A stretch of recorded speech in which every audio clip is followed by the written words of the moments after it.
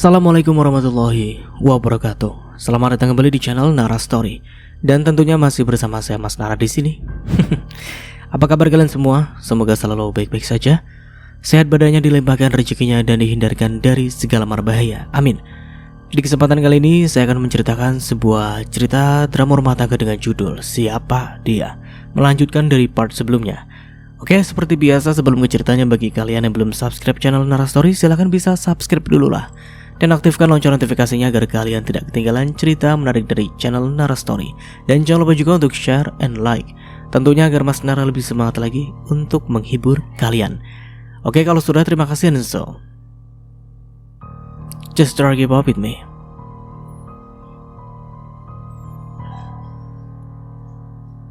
Gak apa-apa, jangan ditahan.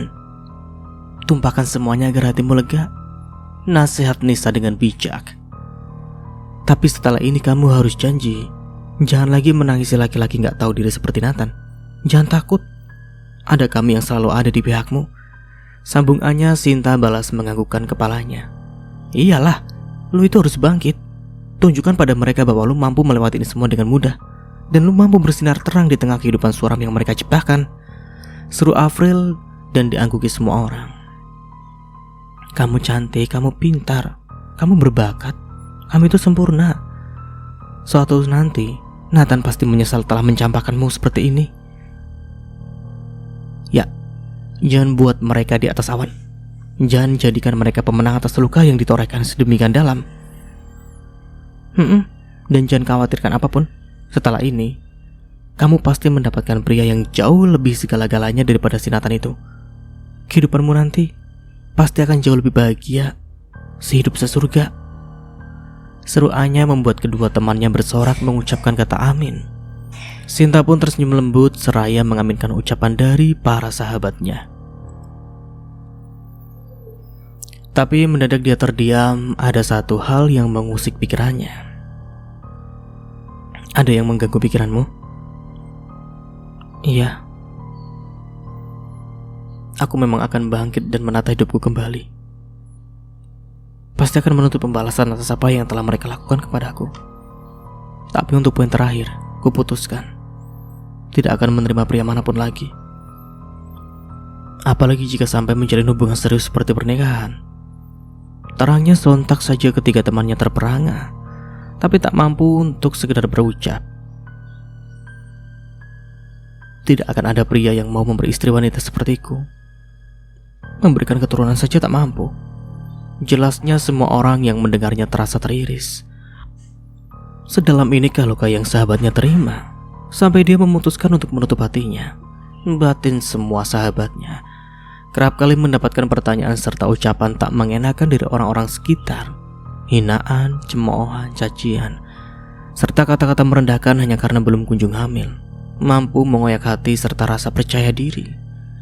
Apalagi tak ada pembelaan dari sang suami, tak ada dekapan hangat, juga tak ada serta ucapan lembut yang menenangkan. Malah fakta menyakitkan serta kenyataan pahit yang dia dapatkan. Kebohongan, tipu daya, pengkhianatan yang selama ini dilakukan suaminya mampu mengoyak hati yang semula sudah terluka, kini semakin menganga lebar. Semua itu sangat berbekas di hati dan ingatan, sampai menimbulkan rasa trauma yang mendalam. Apalagi terpampang jelas di depan mata, selingkuhan suaminya bisa hamil dengan mudah, sedangkan dirinya harus berusaha serta berjuang mati-matian untuk bisa berada di posisinya. Membutuhkan pelukan? Tanya Nisa hati-hati. Sangat. Sinta menyambutnya dengan senyuman. Tapi semua orang tahu, senyuman yang ditunjukkan terdapat luka yang berusaha ditutupinya. Semua orang berhamburan memeluk Sinta kembali. Mereka ingin sahabatnya tidak merasa seorang diri. Masih ada mereka yang selalu ada untuknya, apapun serta bagaimanapun kondisinya. Jika itu keputusanmu, tak apa, kita menghargai itu. Memang ada kalanya menutup hati untuk bisa kembali menyembuhkannya. Tapi satu hal yang perlu diingat, kita ini semua wanita, makhluk yang Allah ciptakan dengan sangat amat sempurna. Allah melengkapi tubuh kita dengan rahim, tempat untuk menopang kehidupan di dalamnya. Jikapun kamu belum juga diberikan amanahnya, mungkin ada alasan lain yang ingin Allah tunjukkan padamu. Percayalah, tidak ada yang kebetulan di dunia ini. Jelas Nisa panjang lebar. Jadi secara gak langsung, Allah ingin menunjukkan sifat serta sikap asli Nathan serta ibunya, begitu? Tanyaannya, wallahu a'lam bishawab. Hanya Allah yang mengetahui kebenaran yang sesungguhnya, seru Nisa seraya tersenyum lembut. Iya, itu benar. Mungkin itulah salah satu cara Allah membuka kedua mata hatiku. Karena selama ini aku sangat bodoh dan naif. Sudah, jangan dulu dipikirkan. Tenangkan dirimu, kata Nisa dengan pelan. Udah, lebih baik lu istirahat agar tubuh lu kembali sehat, biar bisa segera membalas perlakuan mantan suami laknat itu. Afril berusaha menumbuhkan serta menumpuk semangat untuk Sinta. Sinta mengangguk, lalu merebahkan diri di ranjang pasien. Ia memang membutuhkan istirahat. Tubuhnya terasa lemas sebagai tak bertulang, hingga perlahan-lahan kedua kelopak mata indahnya itu pun tertutup. Pokoknya kita harus buat perhitungan. Nathan sama ibunya itu benar-benar keterlaluan, tekad April dan diangguki oleh keduanya. Setuju. Seorang wanita parubaya terlihat sangat cantik meskipun usianya tak lagi muda. Apalagi pembawaan yang anggun menambah kesan lebih pada dirinya. Berjalan di atas lantai marmer yang berkilauan serta lorong-lorong ruangan dengan arsitektur Eropa. Tiba di sebuah pintu besar dengan rak-rak yang menjulang. Ia mendapati seseorang yang dia cari. Seseorang yang selama ini menemaninya lebih dari 20 tahun. Pak, putri kita tengah dirawat di rumah sakit. Ayo kita segera ke sana, Pak. Ucap wanita parubaya itu tanpa basa-basi. Terlihat jelas kepanikan di raut wajahnya. Seorang pria matang yang sangat tampan dengan rahang tegas serta tatapan tajam, tampak penuh karisma serta wibawa. Ya, meskipun usianya tak lagi muda, tapi pria awal 50-an itu masih terlihat gagah. Kau melanggar ucapanku. Aku ini ibunya, Pak. Aku yang mengandung serta melahirkannya ke dunia. Ya sangat wajar jika aku mencemaskan juga mengkhawatirkan keselamatannya. Mana mungkin aku tega membiarkan juga melepaskannya begitu saja. Apalagi perasaanku tak enak akhir-akhir ini.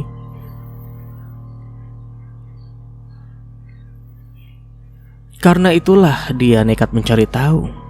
Meski harus melanggar ucapan sang suami, dan ternyata terbukti sudah firasat seorang ibu memang tak pernah salah.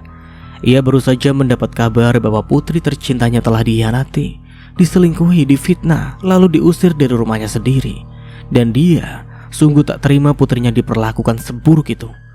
Putri yang dibesarkan dengan limpahan cinta juga kasih sayang, malah dicampakkan begitu saja oleh seseorang yang sangat dicintainya. Sampai kapanpun dia tak akan pernah rela. Bagaimanapun juga, dia itu putri kita, Pak. Darah dagingmu sendiri. Aku harap kau tidak melupakan fakta itu. Sudah berapa lama Bunda menyelidikinya? Papa, Bunda lagi bicara loh. Iya, Papa pun sedang berbicara. Ya sudah, jika Papa tidak peduli lagi pada Arsy, biar Bunda juga yang mengunjunginya. Tapi sebelum benar-benar pergi, lengannya ditarik sampai menabrak dada bidang suaminya dan terduduk di atas pangkuannya. Mereka berdua adalah Ardiaksa Yudhistira beserta sang istri Nanami Yudhistira. Pasang suami istri sang pemilik Yudhistira Group, perusahaan terbesar yang bergerak di bidang konstruksi. Lepas? Kenapa sangat buru-buru sekali? Aku ingin bermanja-manjaan dulu seperti ini. Dihirupnya aroma khas yang menguar dari tubuh istrinya, dan itu sangat menenangkan. Sebagai seorang ayah juga cinta pertama bagi putrinya. Sebenarnya Ardia tidak pernah melepaskan putrinya begitu saja. Tak ada yang tahu bahwa selama ini Ardia selalu memantau putrinya dari jarak jauh. Tak sekalipun lupa, apalagi terlewatkan. Bu Nana istrinya pun tak pernah tahu bahwa suaminya tidak benar-benar melepaskan sang putri begitu saja, karena Ardia tak ingin terlihat lemah akan keputusannya sendiri. Dan pagi-pagi sekali dia sudah mendapati fakta menyakitkan yang menimpa putrinya.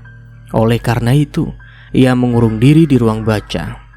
Hati ayah mana yang tak kecewa melihat anaknya rela meninggalkan rumah juga melepas segalanya hanya demi hidup bersama seorang pria yang bahkan tega membohonginya selama ini. Berkali-kali dia membuka jalan agar putrinya itu peka dan mau membuka kedua mata untuk melihat sifat asli pria pilihannya. Tapi Arshinta seolah menutup mata, membiarkan dirinya terperosok semakin jauh ke dalam kubang jurang penderitaan. Aku tak punya banyak waktu, Mas. Sudah cukup Sinta berkelana menjelajahi dunianya. Sekarang sudah saatnya putri kita kembali ke kerajaan yang sesungguhnya, jelasnya. Mendadak di kapan itu melonggar, tatapan suaminya mengawang jauh. Iya, istrinya benar, tapi dia paling tahu seperti apa watak putrinya ini. Kau benar istriku, putri kita sudah terlalu jauh melangkah. Tapi apa kau yakin dia bersedia kembali pulang ke rumah ini? Apa kau lupa dia memiliki ego yang sangat tinggi? Entahlah, karena dia persis seperti dirimu kok, jawab Bu Nana mendelik pada suaminya. Sontak saja Ardia tertawa lepas. Iya, putri keduanya itu memang benar-benar fotokopi dirinya. Jika sudah memutuskan, tidak akan mungkin menarik ucapannya, apalagi sampai menjilat ludahnya sendiri. Tapi apapun itu, aku tetap ingin Arsi pulang, Pak. Aku sangat merindukannya. Rengeknya dengan wajah sendu, menahan diri serta kerinduan selama lebih dari 3 tahun lagi. Itu sangat menyakitkan bagi sang bunda. Bayi kecil yang dulunya tak pernah lepas darinya, kini bagaikan seekor burung terbang tinggi meninggalkannya. Terasa sangat jauh dan tak tergapai. Bunda tenang saja ya, Bapak sudah merencanakan sesuatu. Biarkan dulu dia menata hatinya dengan menyesali keputusannya dengan meninggalkan kita semua. Jika waktunya sudah tepat, Papa janji akan membawa kembali pulang Arshinta, Namera, Yudhistira ke dalam pelukanmu. Sudah 1 minggu pasca kejadian itu, tubuhnya pun sudah pulih sepenuhnya. Tapi penyakit di hati masih terasa sulit disembuhkan. Mendekap satu buket bunga lili putih, seraya duduk di samping peristirahatan terakhir milik sang kakak. Iya, Sinta kembali mengunjungi tempat terakhir kali dia ditemukan pingsan. Hei, Kak, apa kau tahu? Suamiku benar-benar menceraikan aku dan lebih memilih wanita itu. Hari ini, tepat persidangan kedua kami, ungkapnya dengan wajah sendu. Meski bagaimanapun rasa sakit serta sesak itu tetaplah terasa. Walau bibir berkata ia pasti kuat dan mampu melewati ini semua dengan mudah, tapi hati tetap tidak bisa dipaksakan. Aku tahu. Di sana kau tengah tertawa lepas kan? Aku pun merasa sangat lucu. Ternyata takdir mempermainkanku seburuk ini. 2 hari lagi sidang ketiga kami, dan semoga menjadi sidang terakhir. Nathan mengurus perceraian itu dengan sangat cepat. Tak heran, mungkin memang sudah dipersiapkan sedari awal.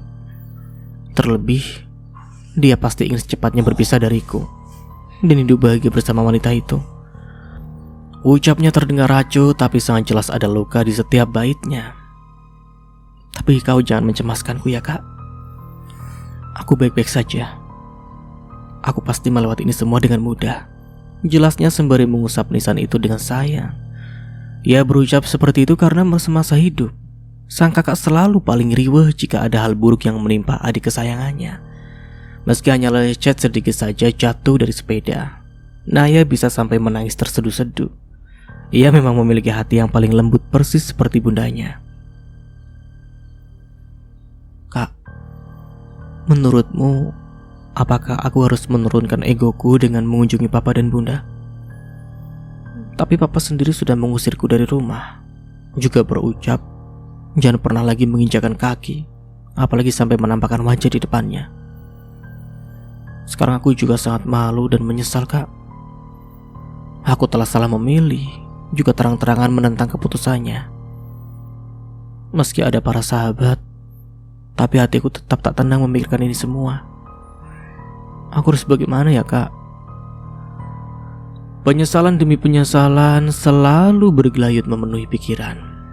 Ia memang benar-benar bodoh, rela meninggalkan kesempurnaan hidupnya hanya demi bersanding bersama pria pengkhianat sepertinya. dengan harapan mampu mendapatkan cinta serta ketulusan yang nyata. Tapi ternyata disakiti oleh pria yang jauh di bawahnya berkali-kali terasa sangat amat menyakitkan. 1 jam lamanya dia habiskan merenung di samping peristirahatan sang kakak. Ketika sang surya sudah mulai kembali ke peraduan, dirinya baru tersadar dan segera beranjak dari duduknya. "Kak, aku membawakanmu bunga lili yang sangat indah kesukaanmu. Tapi maaf ya kak, aku harus pergi karena hari hampir malam. Semoga kau mendapatkan tempat yang sangat nyaman di sisinya." Sinta keluar dari pemakaman elit itu dengan hati yang sedikit lega. Setidaknya dia telah mengeluarkan kegundahan di hatinya. Tapi sialnya di tengah perjalanan, ia malah mendapat musibah dengan bertemu pasangan pengkhianat itu. Kau sepertinya sangat senang mengunjungi pemakaman," tanya Nathan mantan suaminya. "Karena sekarang tempatnya tinggalnya di pemakaman." Membekap mulut seraya tersenyum mengejek. "Iya, kau benar sayang. Sepertinya dia tampak sangat frustasi setelah bercerai denganku." Sungguh, rasa percaya dirinya melebihi kapasitas, dan itu membuat Sinta mual. "Tentu saja. Secara kau kan seorang bos, dan sebentar lagi bisnismu pasti meningkat pesat. Mana ada seorang bos lain yang mau menikahi wanita mandul sepertinya," seru Sasha menyombongkan jabatan suaminya. Nathan tersenyum puas dengan dagu terangkat. Ia sungguh tersanjung mendapat pujian dari wanita pujaannya. Apalagi selama ini Sasha kerap kali menghinanya dengan kata-kata menyakitkan. Apakah wajahku menunjukkan kesedihan? Tidak sama sekali. Malah aku bersyukur telah bercerai dengan lelaki pengkhianat sepertimu, tekannya tanpa ragu. Nathan mengepalkan tangannya kuat-kuat. Harga dirinya serasa turun goceng dihinakan oleh mantan istrinya. "Jangan berbangga diri. Untuk urusan bisnismu yang meningkat pesat, itu pun karena ada campur tanganku." Kedua pasutri itu tertawa terbahak seolah menyaksikan adegan yang sangat lucu. Padahal itu nyata adanya. Sinta yang memohon pada seseorang yang ia anggap kakaknya sendiri untuk bersedia menanamkan modal ke dalam perusahaan Abhinawa Karya milik Jonathan. Ia tak ingin terus-menerus melihat suaminya murung akibat kegagalan demi kegagalan yang menimpanya dan membuatnya down parah. Tapi ternyata di sanalah awal mula kehancurannya.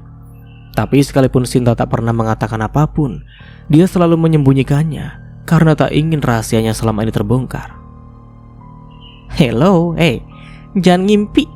Jelas-jelas aku sendiri yang merekomendasikan perusahaan suamiku kepada para investor untuk berinvestasi di sana," ucap Sasha ketara sekali dia tengah membual.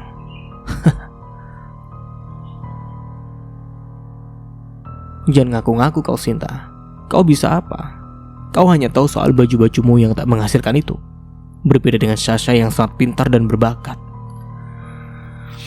"Ya, wanita itu memang sangat pintar dan berbakat kok, dengan melebarkan kaki di hadapan pria lain," jawab Sinta tak mau kalah.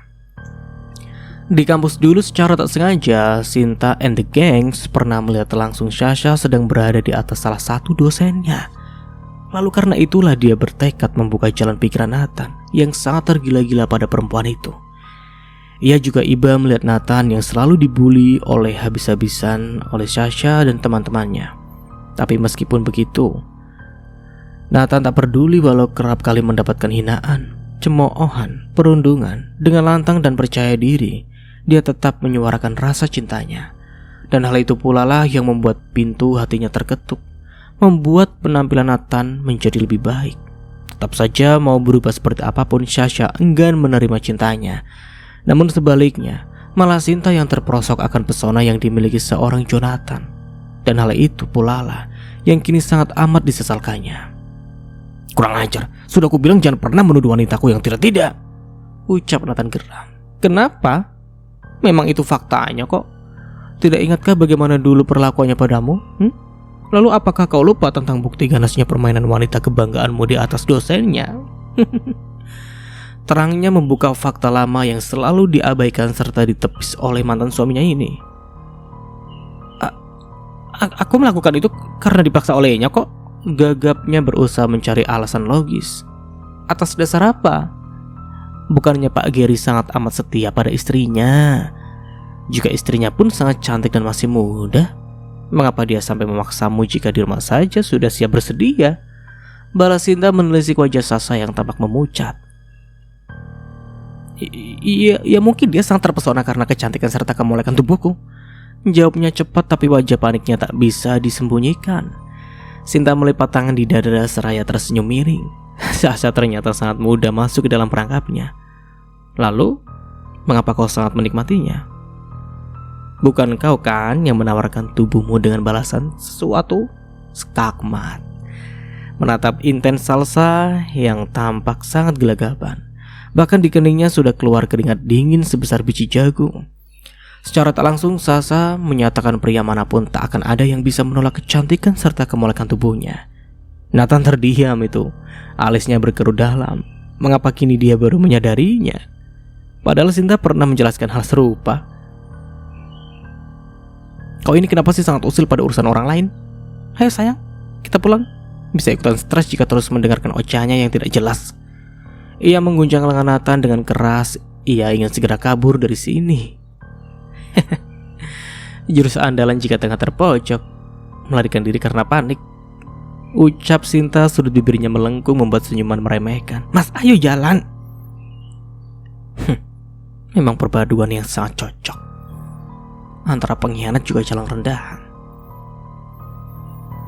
Di perjalanan pulang, Sinta melihat seekor induk kucing bersama keempat anaknya yang masih kecil. Mereka tampak lemas juga kurus kering. Didorong rasa iba, ia putuskan untuk memberikan 2 potong ayam goreng tepung yang baru saja dia beli. Pus, aku punya ayam goreng. Ayo dimakan. Kelimanya segera mendekat ketika aroma ayam goreng itu menguar memenuhi indera penciuman. Kasihan banget kalian. Serunya seraya mengelus induk kucing itu dengan sayang. Dan keruyuk, refleks Sinta memegangi perutnya. Ia memang belum makan. Dari pagi perutnya hanya terisi setengah nasi goreng. Nanti aku beli mie instan sama beras aja deh, ucapnya seraya melihat pecahan uang kembalian yang sudah dia belikan ayam goreng tepung. Tanpa Sinta sadari, di seberang jalan ada seorang pria tampan yang tak berhenti menatapnya. Pria itu memakai setelan jas mahal berwarna hitam juga kemeja putih serta sepatu yang sangat mengkilap. Rahang tegas, sorot mata tajam, tapi nampak luka di sana. Meskipun begitu, aura yang terpancar tak main-main. Sinta, benarkah itu kau? Bisiknya lirih pada dirinya sendiri. Demi untuk memastikan, pria itu membuka kacamata yang bertengger indah di hidung mancungnya. Apa yang dia lakukan di sana? Ternyata sifatmu tak pernah berubah. Selalu mementingkan hal lain daripada dirimu sendiri. Padahal itu kau pasti sangat membutuhkannya. Ucapnya kalau melihat Sinta yang memegangi perut seraya mengiris pelan.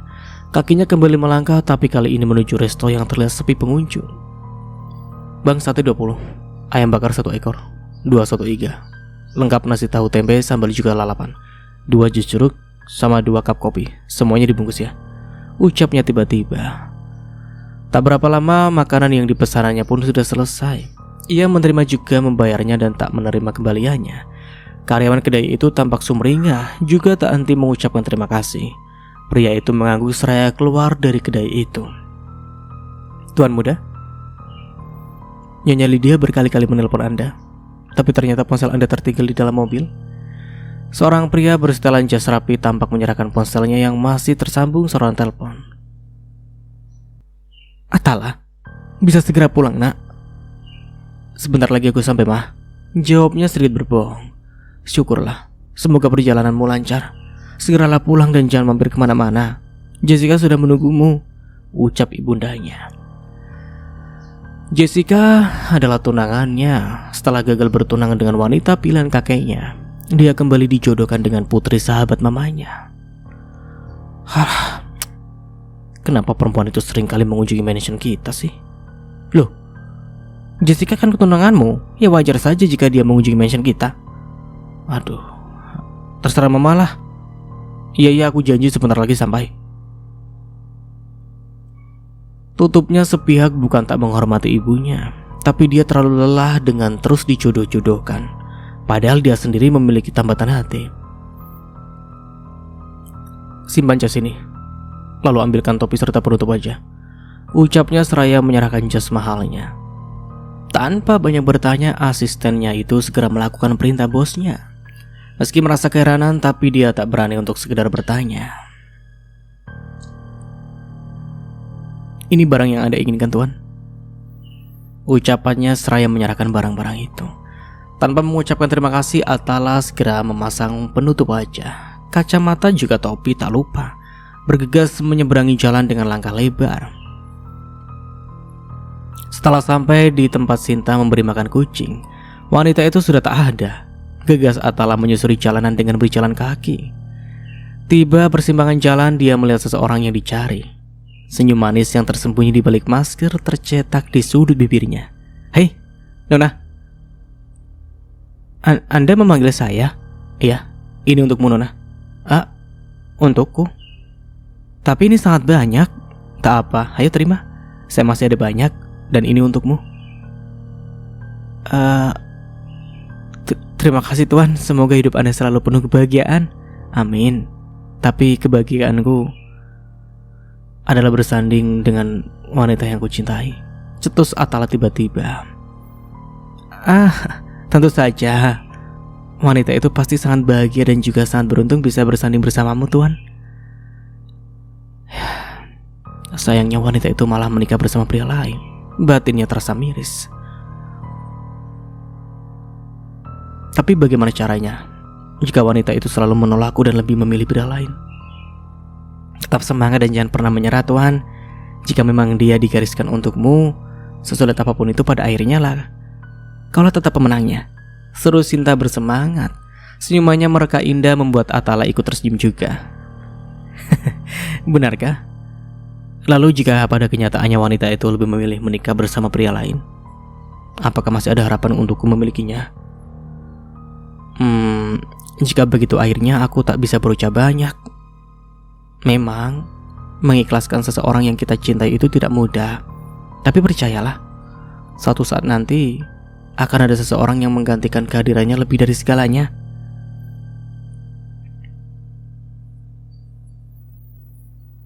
Jelas Sinta berusaha menghiburnya, tapi bukan jawaban itu yang ingin dia dengar. Sekarang ataupun nanti, dia tak akan pernah terganti. Kapanpun dan siapapun tak akan ada seorang pun yang mampu menggeser posisinya di hatiku.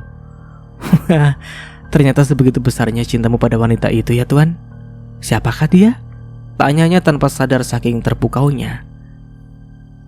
Dia adalah wanita di masa laluku, yang selalu ku cinta seumur hidupku. Tapi saat amat disayangkan ya, dia telah salah memilih, meninggalkanmu yang memberinya beribu cinta yang begitu besar demi pria lain. Iya, seleranya memang sangat payah.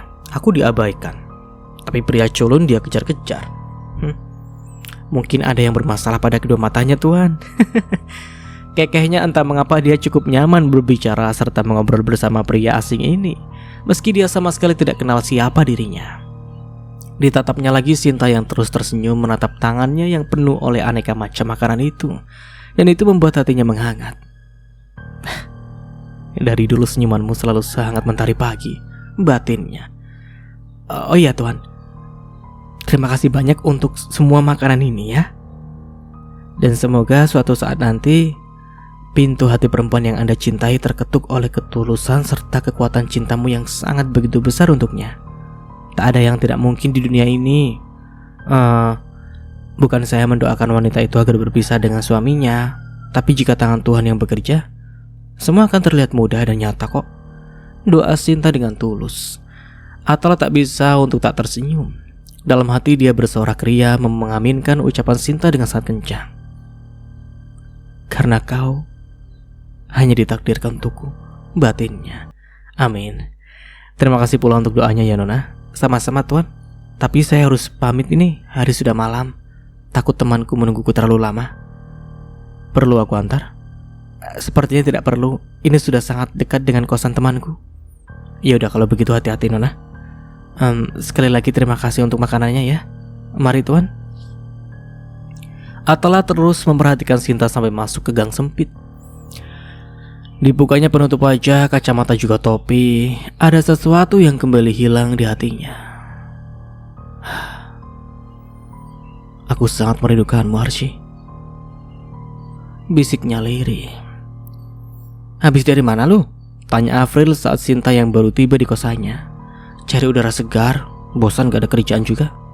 Gak taunya dapat rezeki nih. Ush, mantap tuh. Ayo masuk, ucapnya girang. Keduanya memasuki kamar kosan yang lumayan luas untuk 2 orang. Sinta memang memutuskan ikut tinggal bersama Avril di kosannya, karena hanya Avril lah yang tinggal sendiri. Tidak mungkin di rumah Anya, karena Anya masih memiliki keluarga lengkap serta 1 abangnya. Apalagi di tempat Nisa, sangat tidak mungkin karena dia sudah berkeluarga. Alhamdulillah, rezeki anak solehah. Mana tinggal tua lagi, perut keroncongan gak ada duit pula. Serunya menatap berbinar makanan yang Sinta keluarkan satu persatu.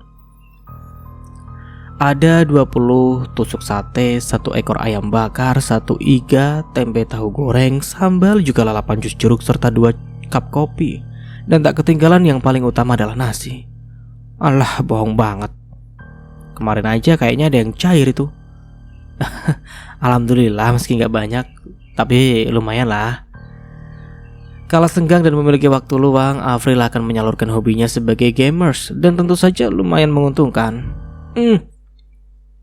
Sate ini sangat lezat, ucap Sinta seraya menggigit sate kambing yang sangat lezat dengan aroma rempah-rempahnya yang kuat. Iya, kayaknya yang ngasihnya benar-benar dermawan nih. Secara ini semua harganya lumayan mahal, apalagi ini bukan makanan abang-abangan pinggir jalan. Gak tahu juga, soalnya yang ngasih itu wajahnya gak kelihatan. Dia pakai topi juga masker. Tapi kayaknya ganteng deh, soalnya dia wangi banget. Nyambung lagi diajak ngobrolnya. Seru Sinta bersemangat. Serius? Masih muda dong berarti. Perlu dilestarikan cowok kayak gitu, jawab Avril dengan mulut penuh makanan. Tunggu. Gue baru ingat, kayaknya gak asing sama aroma parfumnya. Tapi siapa ya? Serunya dengan alis yang berkerut dalam. Saking senangnya dia sampai mengabaikan aroma parfum yang pria itu kenakan, serta tatapannya. Dia juga merasa tak asing dengan pemilik kedua mata itu. Tapi siapa? Entahlah, gua lupa. Udahlah, jangan terlalu dibikin pusing kan. Toh gak mungkin satu pabrik cuma produksi 1 parfum doang. Iya juga sih. Mending buruan habisin makanan lo, takut keburu dingin. Sinta menurut dengan kembali melahap makanannya sampai habis. Tapi otaknya tetap berusaha menggali informasi tentang pemilik parfum itu. Di tengah pikirannya yang berkelana, tiba-tiba suara cempreng yang sangat memekakan telinga muncul dari pintu depan. Hey guys, lihat nih, Anya yang cantik jelita datang bawain cemilan buat kalian. Berisik anyang-anyangan, ngundang telinga gua serasa mau pecah, ucap Avril seraya menutup kedua telinganya. Wow, kalian lagi makan besar, katanya Avril lagi bokek, kok malah banyak makanan sih? Kalian nyolong hajatan orang lain ya? Sembraut kamu kalau nanya itu. Satu-satu dong, mana nuduh orang nyuri segala lagi. Gak boleh kayak gitu, dosa. Maaf nih, Mama bikinin cemilan ini buat kalian semua. Katanya seraya menyerahkan kek bolu pisang dengan aroma yang sungguh lezat. Alhamdulillah, bilangin makasih ke Tante Dina ya. Pakai repot-repot segala bikinin cemilan, ucap Avril sedikit sungkan. Sengaja bikinnya dilebihin buat kalian. Tapi kayaknya kalian lagi banyak makanan. Iya, kebetulan ada orang baik hati ngasih ini semua. Kamu udah makan belum? Itu ayamnya masih banyak loh, seru Sinta yang sudah menyelesaikan makannya. Anya menolaknya karena dia memang sudah makan. Ya, nanti keknya gak kemakan dong. Iya tenang, gak bakal mubazir kok. Iya kan Vril? Iyalah, lo kayak baru kemarin aja kenal guanya. Kalau gak habis nanti gua panasin lagi di rice cooker. Tenang aja lah. Tapi kenapa lo tiba-tiba kemari? Bukan sekedar nganterin kek doang kan? Iya, tentu saja. Gue baru saja dapat undangan pernikahan dari Julia sama si Rizky. Mereka minggu depan mau nikah. Dan kita semua diundang. Wah, seriusan? Mereka udah lama banget kan ngejalin hubungan? Nah, akhirnya naik pelaminan juga, seru Sinta. Si Rizky mana sih? Kok otak gue rada ngebug ya? Ih, itu loh yang teman dekatnya Rick, si geng Coolbet. Oh, iya, gue ingat. Si gentong air itu ya. Tepat sekali, tapi sekarang dia ganteng banget tau. Badannya keker gitu, gini. Aku salut banget deh sama Julia. Dia sabar banget nemenin Rizky dari dulu sampai sekarang ya. Si Rizky juga sekarang tipe cowok setia kayaknya. Dengar-dengar banyak banget yang deketin dia. Apalagi sekarang dia jadi seorang abdi negara. Siapa sih yang gak silau sama pesona juga masa depan yang menjanjikan? Seruannya panjang lebar. Tapi yang bikin aku heran, semenjak pernikahan Sinta gak pernah ada kabar apapun lagi tentang Sirik. Ya juga ya. Kemana ya tuh bocah? Kayak hilang ditelan bumi. Gak ada satupun yang tahu keberadaannya. Afril menimpali. Rick adalah teman kampusnya dulu, seorang pemuda yang sangat dibencinya karena kelakuannya yang kerap sekali membuatnya malu. Tak pernah lelah mengejarnya serta tak segan menyuarakan rasa cintanya secara terang-terangan di hadapan semua orang, bahkan para dosennya sekalipun. Tapi perlahan hubungan mereka membaik. Sinta bisa menerimanya sebagai seorang sahabat, dan tentu saja Rick sangat senang. Dalam benaknya tak mengapa jadi sahabat dulu. Semoga saja setelah itu hubungan mereka bisa berkembang. Tapi semuanya tak sesuai harapan. Rasa cintanya bertepuk sebelah tangan. Setelah sekian lama, Sinta hanya menganggapnya tak lebih seorang sahabat. Parahnya lagi tak pernah sekalipun menerima cintanya. Hati wanita itu hanya ada Jonathan, seorang pria culun yang berpenampilan cukup jadul. Tapi meskipun kenyataan pahit dia dapatkan, Rick tak pernah pergi dari sisi Sinta. Selalu ada untuknya kala susah maupun senang. Meski pada kenyataannya dia bukanlah pria yang Sinta harapkan. Kamu tahu nggak Rick di mana? Dulu dia kan paling dekat sama kamu, Sin. Anya, tegur Afril kala melihat ekspresi Sinta. Iya maafin aku ya, Sin. Gak apa-apa, santai aja. Aku gak apa-apa kok. Aku pun gak tahu Rick di mana sekarang. Setelah acara pernikahanku selesai, dia hanya mengirim pesan, semoga kau selalu bahagia bersama pilihanmu. Tugasku untuk selalu menjagamu telah usai. Aku pamit dan selamat tinggal. Setelah itu nomor ponselnya tidak aktif lagi. Jelasnya dengan mata berkaca-kaca. Kedua temannya gegas memeluk Sinta. Mereka tahu apa yang Sinta rasakan. Apalagi Rick pergi membawa luka serta cinta yang tak pernah terbalas. Sungguh, ia sangat amat menyesal menolak seseorang yang sangat tulus demi pria culun tak tahu diuntung. Tunggu.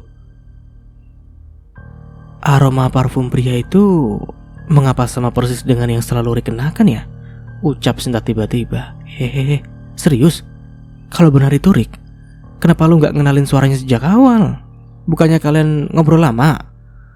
Tanyanya merasa sedikit janggal. Terus, postur tubuhnya mirip gak? Rambutnya gondrong, tinggi kurus.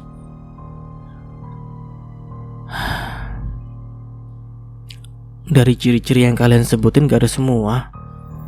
Pria itu tinggi tegap dan tampak sangat gagah dengan otot-otot kekarnya. Suaranya terdengar berat dan seksi. Cicitnya pelan, ada jeda sebentar di tatapan kedua wajah sahabatnya yang diliputi rasa penasaran. Saking malunya wajah Sinta sampai memerah bagi kepiting rebus. Sontak saja keduanya meledakkan tawa. Kenapa harus malu-malu gitu sih? Lu kan udah pernah lihat bahkan merasakan yang jauh lebih dari itu. Emangnya Sinta pernah ngerasain apa, Vril? Tanyaannya dengan polosnya. Alah, bocil dilarang ikutan. Area terlarang.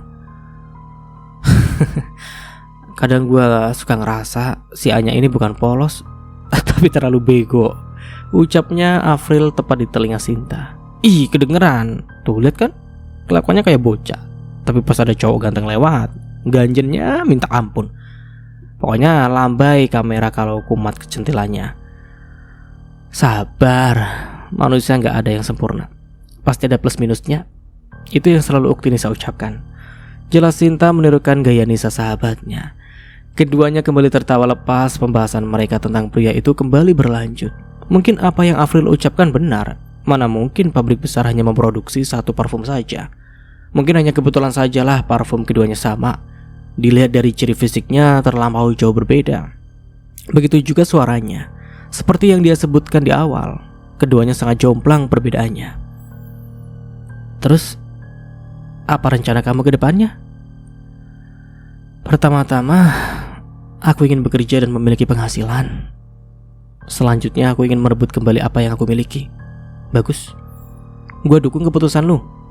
Tapi tadi pagi gue udah nanya-nanya sama HRD juga sama sebagian karyawan loh. Siapa tahu ada yang kosong di divisi lain, ucap Afril. Ya, aku juga udah keliling nanya info loker sama teman-temanku. Ya, tapi maaf, belum ada kabar yang memuaskan. Gak apa-apa. Terima kasih kalian berdua ya udah peduli sama aku, ucap Sinta seraya tersenyum lembut. Ada. Di divisi kita ada yang kosong. Tapi masih seminggu lagi Mbak Hanum bakalan ngajuin cuti melahirkan.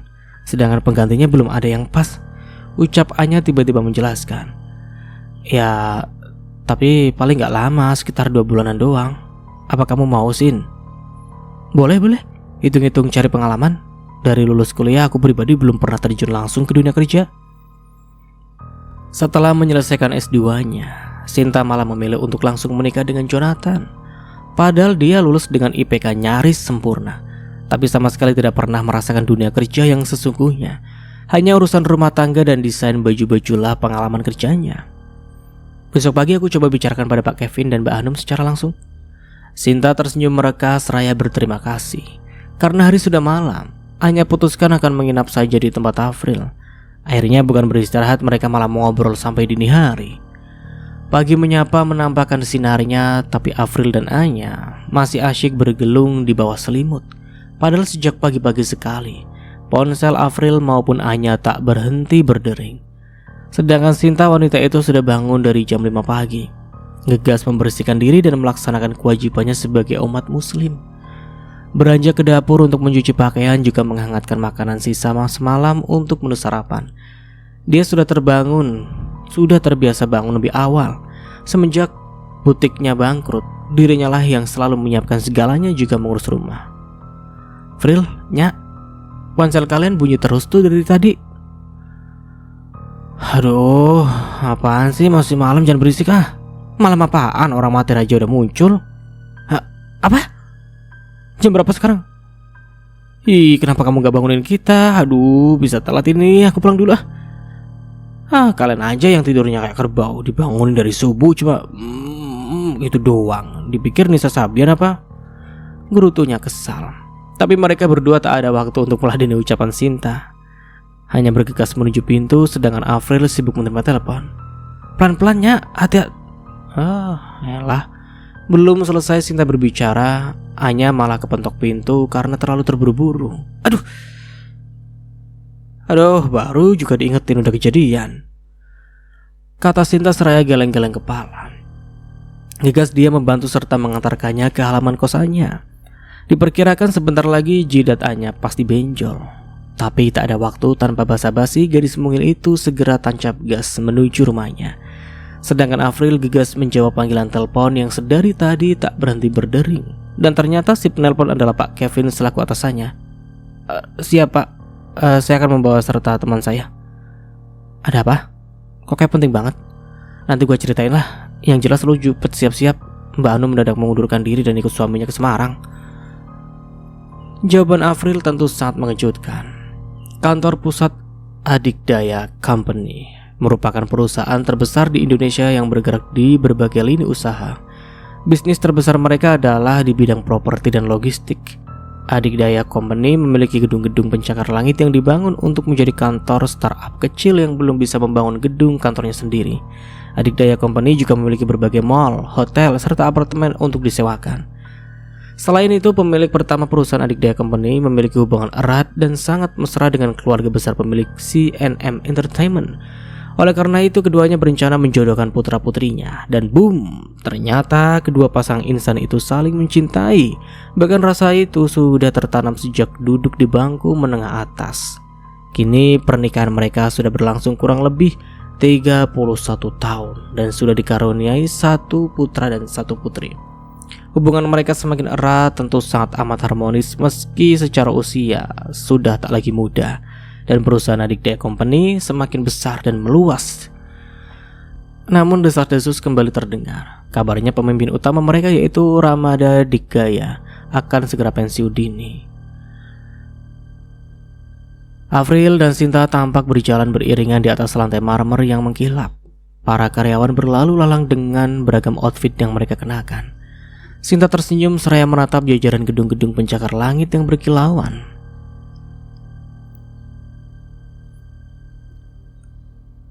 Mulai hari ini Sinta bertekad akan merubah hidupnya. Ini hari pertamanya bekerja di perusahaan besar yang ada di ibu kota, dan diharuskan hari ini mulai masuk kerja. Yudi sebagai HRD junior tengah menjelaskan bermacam hal kepada Sinta. Lalu setelahnya mereka bertiga beriringan menuju divisi teknologi information. Perkenalkan diri kamu. Perkenalkan, nama saya Arshinta Namera. Saya di sini akan menggantikan posisi Bu Hanum. Mohon ajaran serta bimbingannya dari rekan-rekan sekalian. Para cowok-cowok tampak sangat terpesona, apalagi divisi ini hanya ada kami bertiga perempuan. Kok kami bertiga? Ya, mereka adalah Juki, Encep, Agus, Kevin, juga Rio yang kebetulan sedang cuti karena sakit. Divisi kita kedatangan bidadari yang turun dari kayangan, seru seorang lelaki berambut klimis. Itu namanya Juki, si rambut minyak jelantah. Pokoknya lu jangan deket-deket dia. Asli, nyengat banget baunya, bisik Avril. Cewek barbar, gua denger ya. Neng Sinta anu gelis, kalau ada apa-apa bilang saja sama saya. Pokoknya Akang Encep yang tampan dan gagah ini pasti segera datang membantu.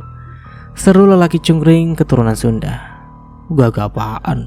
Kurus kering kayak congrang gitu kok, balas Avril tanpa difilter sedikit pun. Neng Avril jangan cemburu atuh. Encep cuma nawarin aja kok. Jangan khawatir, cinta ini selalu utuh untuk Neng Avril seseorang. Serunya bersemangat. Ya, Encep memanglah sudah lama naksir berat kepada Avril. Di saat sebagian pria menjauhinya, tapi Encep malah terang-terangan mengutarakan cintanya untuk Avril. Pria itu berucap dia sangat kagum akan sikap Avril yang sangat tegas dan tak mudah ditindas. Ih, najis. Jadi dia yang namanya Encep yang selalu Anya ceritakan, bisik Sinta. Berisik ah, tuh bocah kemana juga belum nongol-nongol batang hidungnya. Jangan sok-sokan ngalihin pembicaraan deh. Kenapa pakai bisik-bisik segala? Apa yang kalian bicarakan? Boleh dong? Babang Agus ikutan? Tanya seorang pria tepat berdiri di depan Sinta. Kepo, dasar buaya darat. Kagak boleh lihat yang bening dikit langsung hijau tuh matanya. Jauh-jauh sana. Shh. Jangan coba-coba deketin teman gua, awas aja ya. Ini nanti bukan mentah melayang. Desis Avril seraya mengasah kepalan tangannya. Ya elah, jadi cowok serem amat, Vril. Awas lu. Cowok-cowok pada kabur duluan. Ya bodo amat lah. Kata penting. Neng Avril jangan gitu dong. Berarti cinta Encep selama ini gak penting gitu. Sedih banget. Lu bisa diem gak sih? Bolak-ban mulut kalian ya. Di tengah gelak tawa, di ruangan itu terdengar seruan seorang perempuan yang sangat riang. Hey guys, Princess sudah hadir. Vril, Sin, kalian sudah lama sampai? Baru aja. Princessnya aku. Kok baru sampai? Tanya Agus. Ya elah, siapa lu sih? Girls, kagak usah dengerin ya. Dia emang perhatian sama semua cewek. Bahkan ceweknya baper. Dianya cuma nganggap temen doang. Kan anjing, peringatan Avril. Titip Sinta Mas Kevin, ajarin yang benar, ucap Pak Yudi yang bersahabat dekat dengan Kevin. Oke, tentu saja. Cowok hitam manis dengan kedua lesung pipit dan mata sipit itu memang memiliki kepribadian pendiam, sopan dalam bertutur kata, serta paling taat agama di antara pria di sana. Selama ini tak pernah terdengar kabar yang ia tengah dekat wanita manapun karena prinsipnya pacaran setelah halal. Kalau begitu saya permisi. Mbak Sinta, kursi Anda di sebelah Avril. Jika ada yang kurang paham, jangan sungkan untuk bertanya pada saya ya. Baik Pak, terima kasih. Semua mulai mengerjakan pekerjaan mereka dengan tenang. Hingga tak terasa sudah jam istirahat. Semua orang merapikan meja hendak mengisi amunisi. Sin, Nyak, makan di kafe depan yuk. Gue lagi pengen nasi goreng udang ini. Tapi emangnya kamu punya duit? Katanya lagi bokeh. Si A-nya dari kemarin gak bosennya ngulti gua. Gua emang bokeh, tapi bukan berarti gak pegang duit sama sekali. Sinta sudah tahu kelakuan Afril walaupun mulutnya berkata demikian, tapi berbeda dengan isi rekeningnya. Kita boleh dong ikut sekalian. Secara kalian semua perempuan, gak takut apa digodain cowok-cowok. Seru buaya darat, siapa lagi kalau bukan Agus Gunawan. Yalah, modus lah. Gak apa-apa, kalian boleh ikut kita, ucap Anya seraya tersenyum manis. Lu lihat sendiri Sin, mulai kumat tuh sifat centilnya. Afril sangat kesal, perutnya sudah sangat lapar menyeret tangan kedua sahabatnya. Tiba di kafe yang tak jauh dari kantor Adhigaya Company, Afril kalap memesan 1 porsi nasi goreng udang juga bakso, karena kedua sahabatnya kompak memesan bakso. Sebetulnya kafe di sini selalu ramai, karena selain makanannya enak, juga porsinya banyak. Ownernya pun sangat ramah, begitu juga para karyawannya. Ih nyebut Fril, kamu perempuan makanya kayak kuli bangunan, ucap Agus. Berisik banget sih, gue lapar banget ini. Tadi gak sempet sarapan gara-gara kesiangan. Gak apa-apa Neng Afril, makan yang banyak ya. Kita memang butuh tenaga ekstra untuk menghadapi kerasnya dunia, apalagi sangat sulit untuk menaklukkan hatimu, ucap Encap seraya menopang dagu di atas meja dengan kedua tangannya. Kiu. Seru-seruan dari para temannya, Anya serta Sinta menual-nual pundaknya, tapi Afril cuek saja. Wah, kebetulan banget ketemu sama perempuan mandul juga geng barbar di sini, ucap Sasha yang tiba-tiba mendatangi meja mereka. Kalian semua nggak takut apa dekat-dekat dengan para perempuan barbar ini? Lihat saja cara makannya kayak preman, tak punya adab tata krama, geragas, rakus, kayak gak pernah makan 1 tahun. Tunjuknya pada Afril yang masih santai dengan makanannya. Semua orang tampak sangat saling melirik seraya bisik-bisik membicarakan Afril. Sebagian besar pengunjung kafe di sana adalah para karyawan Adhigaya Company. Walau tak mengenal secara personal, tapi jelas mereka tahu di divisi mana mereka karena Kevin selaku atasan ada di sana. Dan mereka semua menyetujui juga membenarkan ucapan Sasha. Padahal Afril saling berhadapan dengan para pria, tapi seperti tidak punya etika. Sok-sokan mengomentari kelakuan orang, dirinya sendiri gak sopan, gak punya adab. Udah tahu lagi orang main embat aja. Sini Sinta seraya tersenyum miring. Walaupun dia di sini karyawan baru, tapi tak sekalipun takut untuk melibas Sasa di depan umum. Dia sendiri yang memancing keributan. Jika saja dia tak mengusiknya, Sinta pun akan lebih menghargainya. Ya kalau sudah begini, akan dia jabanin sampai subuh pun dia sanggup. Gue gak ngerasa rebut siapapun dari siapapun ya. Lu lupa, dari dulu dia sendiri yang ngejar-ngejar gue. Ya wajar sih, karena istrinya gak becus ngurus suami. Balasnya sengit seraya menatap Sinta rendah. Mau cantik dan menarik apapun seorang istri, kalau mata suaminya katarak, tetap saja kecantikan itu tidak terlihat, balas Sinta acuh. Semua rekan satu divisinya tahu bahwa dirinya seorang janda karena suaminya berselingkuh di belakangnya. Sinta tak menutupi apapun di hadapan mereka semua, tapi Sinta tak mengatakan siapa suami durjana yang telah menyakiti hatinya. Kelas, sorak-sorai kawan satu divisinya. Kata gak tuh, ucap Juki sambil ngakak. Bener kata lu Cep, gue emang harus banyak makan, karena ngadepin wewe gombel satu ini butuh tenaga ekstra. Apalagi dia suka gentayang di mana-mana. Jelas Afril. Ih, takut. Zaman sekarang wewe gombel terang-terangan keluar siang bolong kayak gini, gak takut kulitnya kebakar ya? Ucap Sinta sangat puas melihat wajah Sasa yang merah padam. Jaga mulut ya, desisnya kesal. Kamu gak tahu Sin, dia kan tahan segala cuaca. Tentunya udah dapat update kesetelannya lebih canggih. Kalau dulu bocah yang dia culik, nah sekarang suami orang yang diselipin di tete ya. Ucapan Anya tentu membuat Sinta dan semua orang di sana tertawa lepas. Sialan kalian semua, kalian gak tahu siapa saya, hah? Enggak, dan gak mau tahu juga. Kagak ada faedahnya juga, ucap Juki cepat. Sontak saja Sasa semakin kesal. Kamu? Telunjuknya teracung cepat di wajah Juki. My princess, aku mau dong diselipin. Seru Agus bersemangat. Aku bukan wewe gombel, tete aku juga kecil. Minta aja sama dia, kepala kamu pasti muat di sana. Tunjuknya pada kedua balon milik Sasha tanpa ragu. Sasa sendiri merasa sangat kesal dan marah pada mereka semua. Ia seperti dihinakan dan ditelanjangi oleh tatapan jijik para pria. Gak mau, aku maunya sama kamu. Kalau dia baru dibuka saja sudah melambai sampai pusar. Agus menggelengkan kepala persis seperti anak kecil. Kurang ajar, beraninya kau. Sasha sungguh tak terima aset paling berharga yang selalu dia banggakan direndahkan di hadapan semua orang. Kamu tes siapa? Datang-datang main langsung ngegas saja, ucap Encap kesal. Jalangkung kali, datang tak dijemput, pulang tak diantar. Dia bukan jalangkung, Sin. Apa dong? Jalang cap micin? Bilang aja kalau kamu cemburu padaku, Sinta. Tak perlu menjelekanku seperti itu, ucapnya seraya tersenyum miring. Aku cemburu pada wanita berebut sepertimu. Gak level, sorry lah. Ah, seperti itu kah? Lalu mengapa kau ditemukan pingsan di kuburan? Apa namanya jika tidak cemburu? Aku hanya menyesali nasib burukku. Ternyata seorang pria yang mati-matian ku cintai lebih memilih jalan murah sepertimu, ucapnya dengan tenang. Aku bukan wanita seperti itu. Dia sendiri yang memilihku, karena kau wanita serta istri tak berguna. Apa kau yakin? Bukan karena dia sudah berhasil membangun perusahaannya sendiri. Bukan karena dia menjelma menjadi pria tampan dan banyak uang lalu kau mulai merayunya. Jangan asal nuduh ya. Siapa pria yang tak tergoda oleh pesona yang kumiliki? Terlalu percaya diri itu tidak baik, Bu. Tidak semua pria melihat dari covernya saja, ucap Kevin yang sungguh kesal pada Sasha yang mengganggu makan siangnya. Sedari tadi Kevin tak henti mengalihkan tatapannya pada kedua gunung yang terlihat hendak meledak akibat terlalu sesak. Dasar pria munafik.